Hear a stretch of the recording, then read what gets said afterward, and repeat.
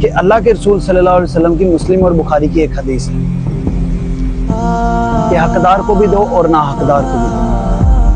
रसूलुल्लाह सल्लल्लाहु अलैहि वसल्लम से सहाबा कराम रज़ियल्लाहु ताला अन्हुम ने अर्ज किया, या रसूलुल्लाह सल्लल्लाहु अलैहि वसल्लम, हकदार को तो समझ में आ गया लेकिन ना हकदार का समझ में नहीं। तो आप सल्लल्लाहु अलैहि वसल्लम ने फरमाया है कि इसलिए कि जो तुम्हें ना हक मिल रहा है वो तुम्हारा भी बंद ना हो जाए। तो बेटा बात इतनी सी है कि आजकल के जमाने में कौन है जो पूरा हक अदा कर रहा है। मेरा माशाल्लाह इतना बड़ा कारोबार है, तुम्हें लगता है मैं इसका हक अदा कर सकता हूँ?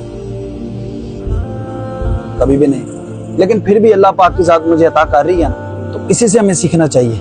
मैंने जब ये हदीस पढ़ी तो मेरी रूह कांप उठी और मैंने फिर फौरन से एक प्रॉपर लिस्ट बनाई बेवाओं की, यतीमों की, कि जितना मुझसे हो सकता है मैं लोगों के लिए अल्लाह की राह में खर्च